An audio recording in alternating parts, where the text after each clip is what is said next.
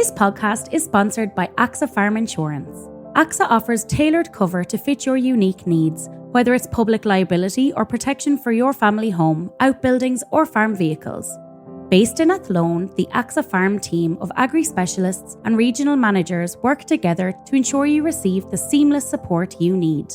Switching to AXA is easy thanks to an innovative online service that enables you to quickly and easily find the best cover for your needs.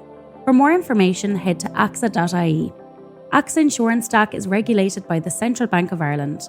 Thanks for listening, and we hope you enjoy the show.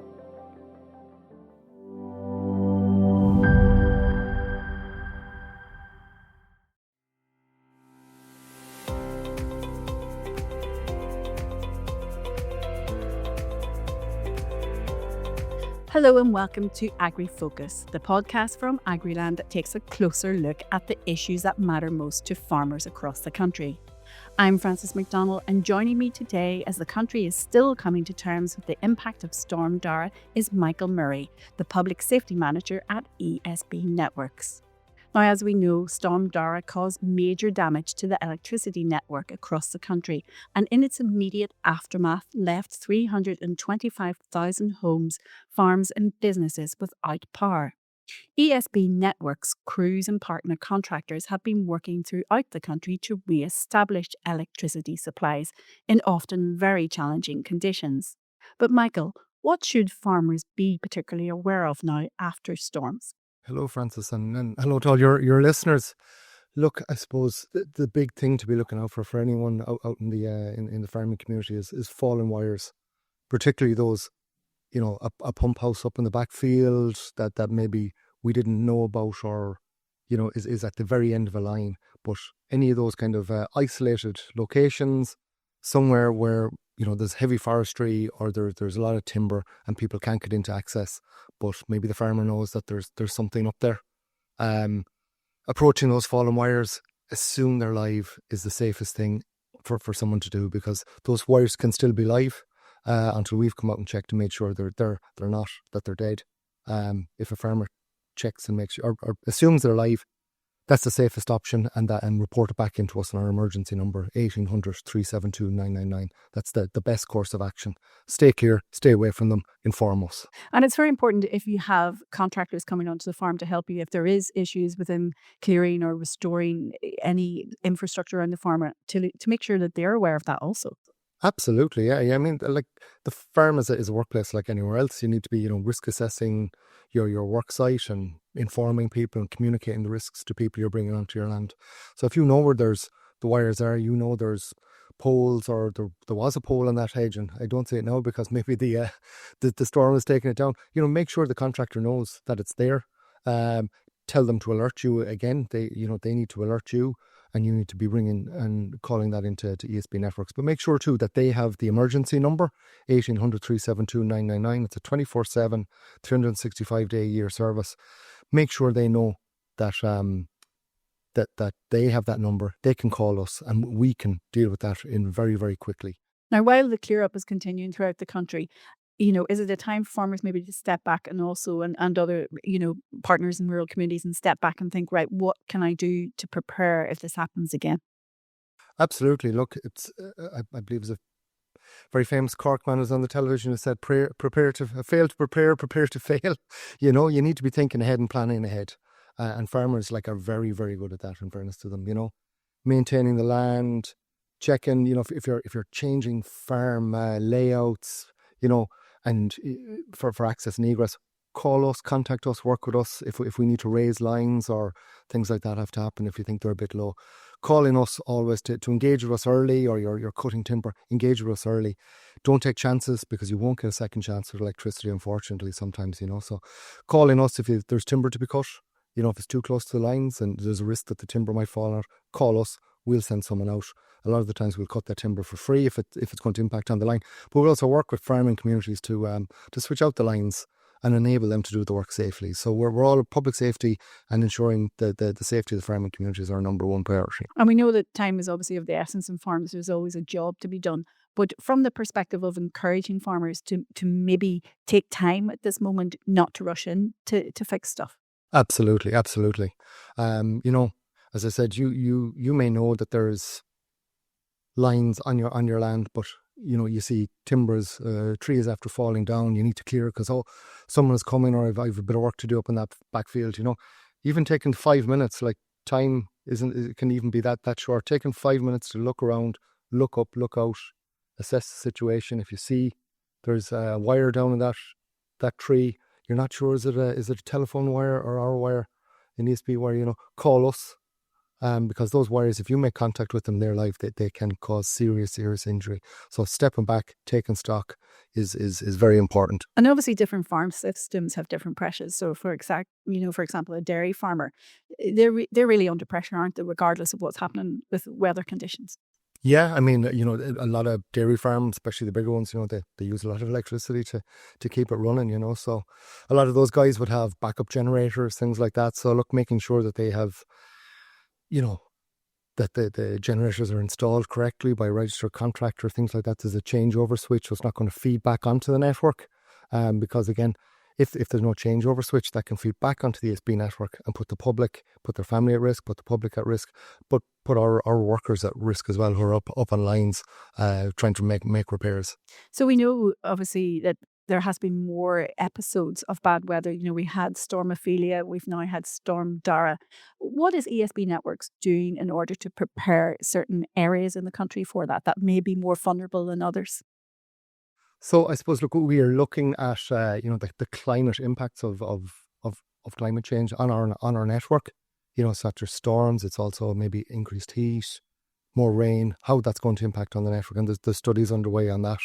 And again, that's all about building resilience into the network to try and prevent, failures when storms do come or when climate does change, that we're prepared and we're ready for that.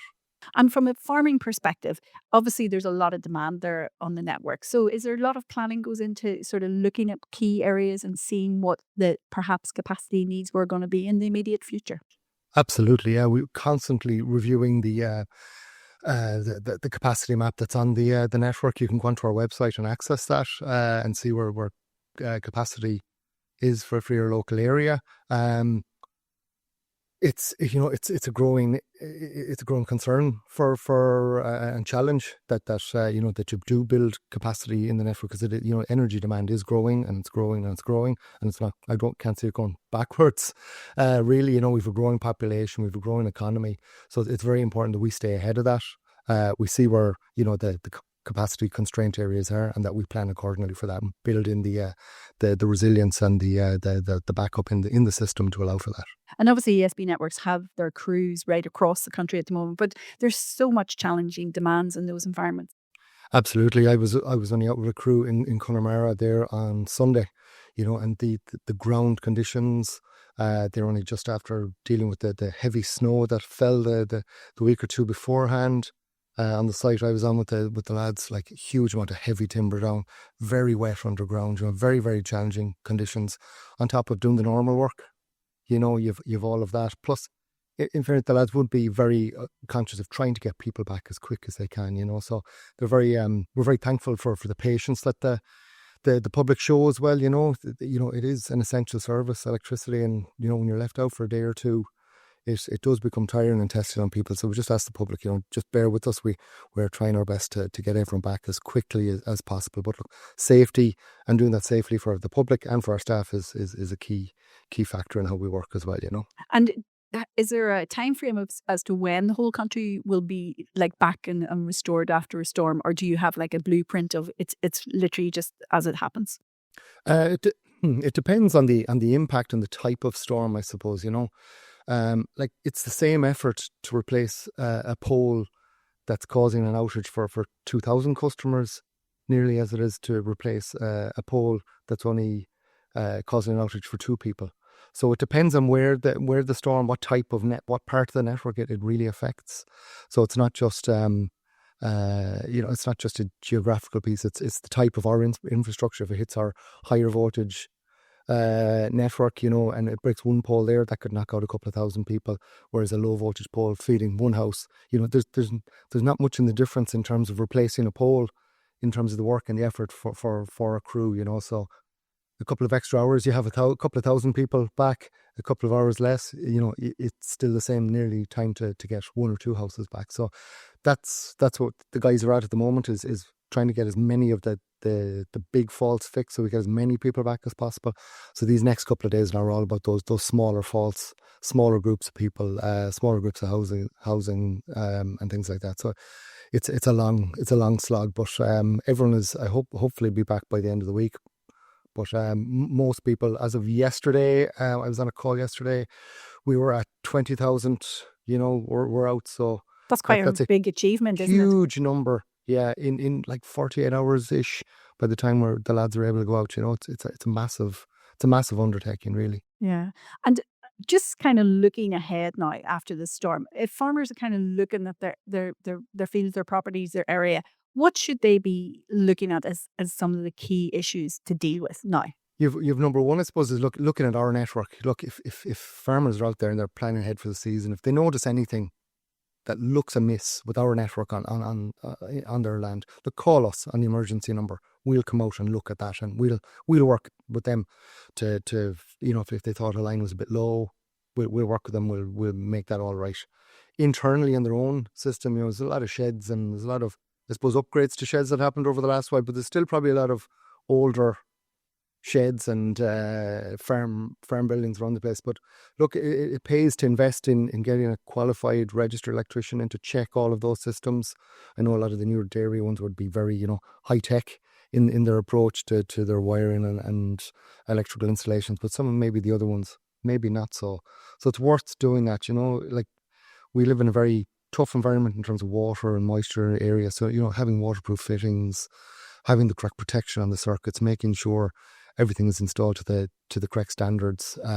It'll future-proof the installation, but more importantly, it'll keep the farmer and keep his family and keep everyone working on the farm safe as well, because it can be a deadly form of energy if it's not given the respect it deserves. And I was just going to ask, in your experience, unfortunately, accidents do happen. What have been the kind of nature of some of those that you've seen in your job?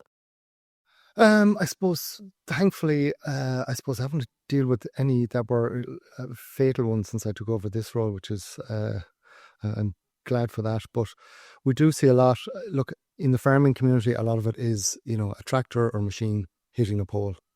And when we investigate most of these, like, the big issue is distraction and time pressure.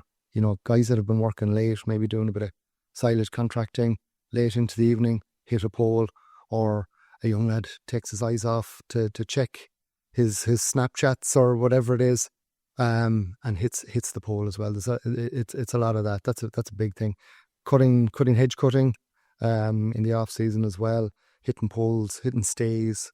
Hitting stays is a big one. Guys think it's not a huge one, but you hit a stay, cause a vibration up the pole. It can cause a breakage in the pole then as well, and the lines come down very low. So it's they're the typical farmland agricultural incidents that we would find with our network. And quite often, if you're walking around the farm, if you're coming in through the farm gate, what's the kind of, if you were advising farmers, have your sort of, this is your structure, this is your plan, what should you do from the start?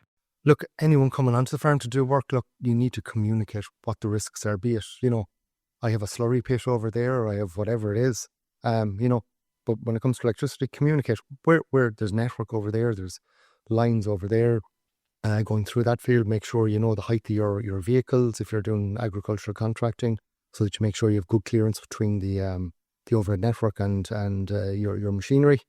And it's those key things, not raising machinery near our lines, not getting too close, because electricity at higher voltages can jump a gap, so you don't even have to make contact with it.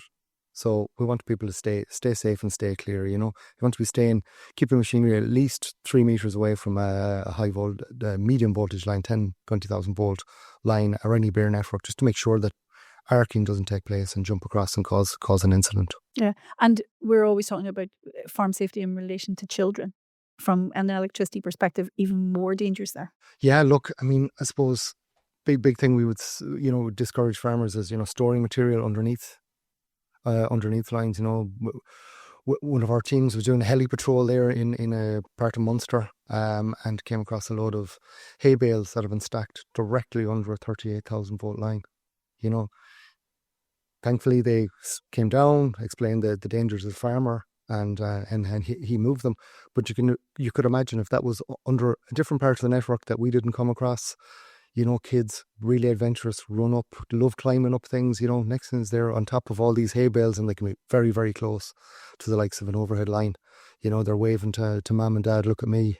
And next thing is they could be within too close to a line where you could get arcing or you could make contact with the line. So just keeping an eye on them. It's the same as everything, like you're moving tractors, machinery on the farm. You want to make sure you have eyes on the kids all times. You talk to the HSA, they'd prefer to see people, safe areas and pedestrian zones marked out on farms and barriers where kids are kept one side of them, so there's no chance of them coming in contact with the hazard. And that's what electricity is. It's another hazard on the farm that farmers need to manage, the same as every other hazard they work with, like machinery and things like that. And is it worth farmers contacting the ESB networks if they are unaware or perhaps unsure of what may be on a farm or on a particular piece of ground? Yeah, absolutely. Look, I suppose there's a number of ways we can help in that. We have it's called a dial before you dig service, which is it's a mapping service. So any farmer can ring up and request a network map for everything that's on his land. So all the details for that are on our website. If they want to get us to identify and tell them the voltages and identify the network, they can make an appointment, call our contact centre, and they'll arrange from one of the local teams to come out and ID the network and tell them what voltage it is and what the safe working distances are and all that, which helps them, if they have that knowledge and have that information, that helps them manage the safety on the farm, a lot better. And just looking to the future then, what is planned for continued demand and supply for rural communities and farmings from the ESB network's perspective? Well, we have a strategy there on net zero, and a big bit of that is you'll see we've installed like over 2 million smart meters in the country. There's going to be consumers, farmers being those, they have solar panels, they want to supply and create, generate their own electricity and sell it within their own community and sell it onto the grid and things like that. So there's a huge movement there on smart networks, and particularly at the low voltage network element, where we have a lot of investment to do to enable all of that, because I suppose, look, everyone in the country has a role to play in climate change, and we have a huge role in terms of facilitating that change to making the country net zero. And that's something that it's a big challenge, but it's something we're well up for, and we're looking forward to getting stuck into. We've started that already, but we see the likes of, you see the farming community, you won't get better innovators in from an entrepreneurial point of view than farmers. We do like to save money, so we do, I think. Yeah, working with farmers and working with the rural communities it's something we've always been doing. Like we've a lot of farmers working for us as well. They're all savvy guys, but it's that network, future network, and the smart network as such, or smart metering and all of that, how the flow of electricity, not just coming from a generating station into a house or a farm. Now it's going to be coming from the farm and the house back onto the network from wind farms, from multiple sources. It's very, very exciting time to be involved in the electricity industry, but it's also, it's a very exciting time to be involved in the agricultural sector as well. And I'm sure there's many opportunities for farmers out there as well. And we know that ESB crews are continuing their work to safely restore power to farms and businesses throughout the country that may still be experiencing issues. But for now, I'd like to thank Michael Murray, Public Safety Manager at ESB Networks, for joining me today. Thanks for listening, and please don't forget to rate, review this podcast on Spotify, Apple Podcasts, or wherever you get your podcasts.